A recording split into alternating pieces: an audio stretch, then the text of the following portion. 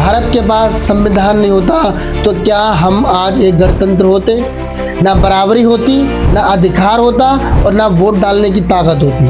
अगर संविधान नहीं होता तो हमें गणतंत्र कभी नसीब नहीं होता। संविधान नहीं होता तो आज भारत भी राजाओं और रियासतों में बटा होता।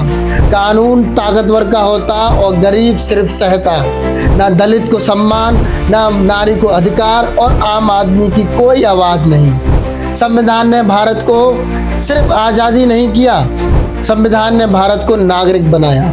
भारत का संविधान राजेंद्र प्रसाद की अध्यक्षता में, जवाहरलाल नेहरू के सपनों में, सरदार पटेल की एकता से और मौलाना आजाद की सोच से तैयार हुआ। लेकिन इनके बीच एक नाम ऐसा था जिसके बिना यह किताब अधूरी थी, डॉक्टर भीमराव अम्बेडकर।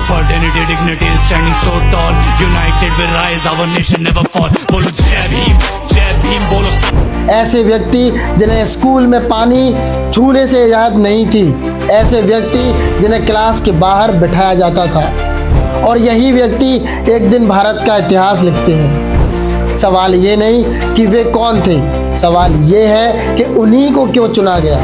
डॉक्टर भीमराव अम्बेडकर सिर्फ नेता नहीं थे, वे भारत के सबसे ज़्यादा पढ़े लिखे व्यक्ति थे। बॉम्बे यूनिवर्सिटी से स्नातक, कोलंबिया यूनिवर्सिटी से अर्थशास्त्र में एमए और पीएचडी की डिग्री, लंदन ऑफ इकोनॉमिक्स से डीएससी जैसी उच्चतम डिग्रियां हासिल करने वाले वो एकमात्र महान व्यक्ति थे।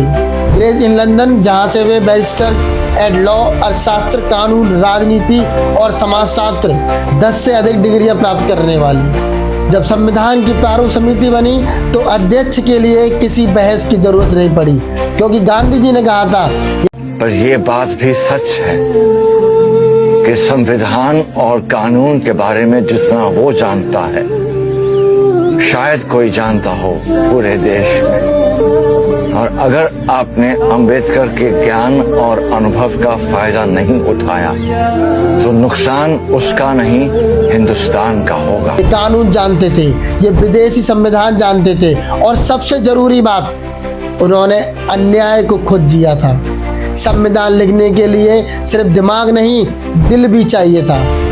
और फिर आया 26 जनवरी 1950, वो दिन जब भारत ने कहा अब कोई राजा नहीं, अब कोई शासक नहीं, अब सिर्फ संविधान।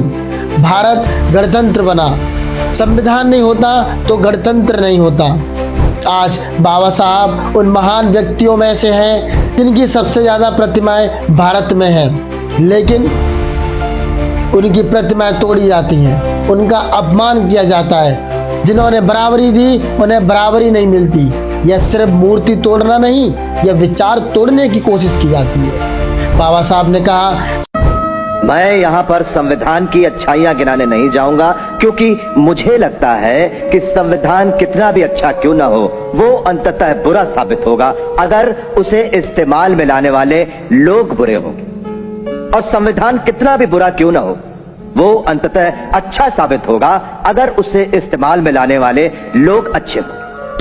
आज यही सवाल, क्या हम संविधान के लायक नागरिक बन पाए हैं? 26 जनवरी एक तारीख नहीं है, यह याद दिलाता है संविधान ने हमें अधिकार दिए और बाबा साहब ने हमें आत्मसम्मान दिया।